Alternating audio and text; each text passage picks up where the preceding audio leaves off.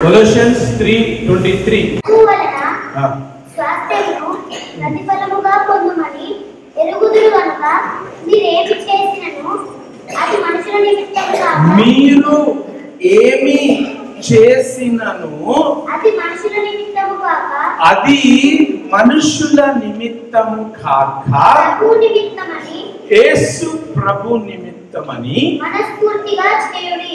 మనస్సు పూర్తిగా చేస్తే ప్రతిఫలం ఎక్కడి నుంచి వస్తుంది? ప్రభు వలన స్వాస్థ్యమును ప్రతిఫలముగా పొందుమని ఏమైతుంది? ప్రభు వలన స్వాస్థ్యము అన్ని కూడా ప్రతిఫలముగా మనము ప్రభు దగ్గర నుంచి పొందుకుంటామంట. ఎప్పుడు పొందుకుంటాం ప్రభు దగ్గర నుంచి? ఎప్పుడైతే నువ్వు ఏదైనానో మీరు ఏమి చేసినను అది మనుషుల నిమిత్తము అది మీ ఫ్రెండ్, మీ మమ్మీ, ఆంటీ నుంచి కాదు, కానీ ప్రభు నిమిత్తమని యేసు ప్రభు నిమిత్తమని మనస్ఫూర్తిగా చేయుడి. మనసు సగంతో కాదు, మనసు లేకుండా కాదు, తిట్టుకుంటా కాదు, తన్నుకుంటా కాదు, ఏడ్చుకుంటా కాదు, మనసు పూర్తిగా ప్రభు కోసం చేయాలట. ఏ పని చేయాలి మనం? ఏ పని చేయాలి? మీరేమి చేసినను ఏ పని చేసినా, రాళ్ళు తీసుకొచ్చినా, ఉసుక పట్టుకొని వచ్చినా, తవ్వుతున్నా, చెట్లకు నీళ్లు పోస్తున్నా కోసం చేయాలా? దేవుడు నాకు చూస్తున్నాడు, నేను దేవుణ్ణి ప్రేమిస్తున్నా కాబట్టి నేను దేవుని కోసం చేస్తా. రోమన్స్ 8:14 దేవుని ఆత్మ చేత దేవుని ఆత్మ చేత అందరూ నడిపింపబడుదురు. ఎవరెవరైతే దేవుని ఆత్మ చేత నడిపింపబడతారో వారందరూ దేవుని కుమారులై దేవుని కుమారులు కుమార్తెలై ఉందురు. ఎట్లా నడిపింపబడాలి మనము? దేవుని ఆత్మ ద్వారా నడిపించబడాలి. గలతీ 5:18 మీరు ఆత్మ చేత నడిపింపబడిన ఎడల మీరు ఆత్మ చేత నడిపింపబడిన ఎడల ధర్మశాస్త్రమునకు లోనైన వారు కాదు.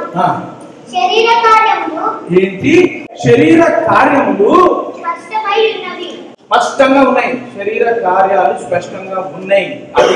అది ఏదనగా జారత్వము, అపవిత్రత, కాముకత్వము, విగ్రహారాధన, అభిచారము, ద్వేషములు, కలహము, మాత్సరములు, క్రోధములు, పక్షలు, భేదములు, విమతములు, అసూయలు, మత్తతలు, అల్లరితో కూడిన ఆటపాటలు మొదలైనవి.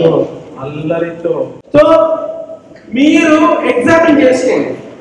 రోమన్స్ 8:13 చదువు. మీరు శరీరానుసారముగా ప్రవర్తించిన ఎడల శరీరానుసారం అంటే ఏంటి? చేయొద్దు అనుకుంటా, ఎందుకు చేస్తున్నా అనే విషయాలు. మీరు శరీరానుసారముగా మీరు ప్రవర్తించితే చావవలసిన వారై ఏమైతుందంట? చావవలసిన వారైపోతారంట. కానీ ఆత్మ చేత శరీర క్రియలను చంపిన ఎడల శరీర క్రియలను ఏం చేయాలా? చంపేయాలా. దేవుని ఆత్మ చేత కానీ దేవుని ఆత్మ చేత అందరూ నడిపింపబడుదురు. ఎవరెవరైతే దేవుని ఆత్మ చేత వారందరూ దేవుని కుమారులై ఉందురు. ఏలయనగా మరలా భయపడుటకు మీరు దాస్యపు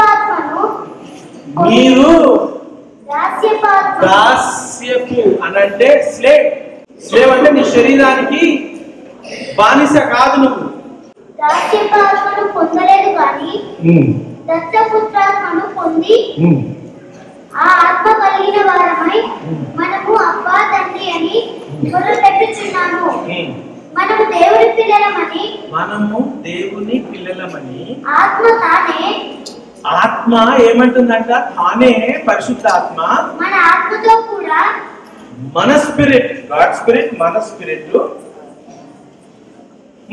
సాక్ష్యం ఇచ్చుచున్నాడు. మనం పిల్లలమైతే వారసులము అనగా దేవుని వారసులము, క్రీస్తుతో కూడా మహిమ పొందుటకు ఆయనతో శ్రమపడిన ఎడల క్రీస్తుతోని వారసులము. మన ఎడల ప్రత్యక్షము కాబోవు మహిమ ఎదుట ఇప్పటి కాలము శ్రమలు ఎన్నతగినవి కావని ఎంచుచున్నాము.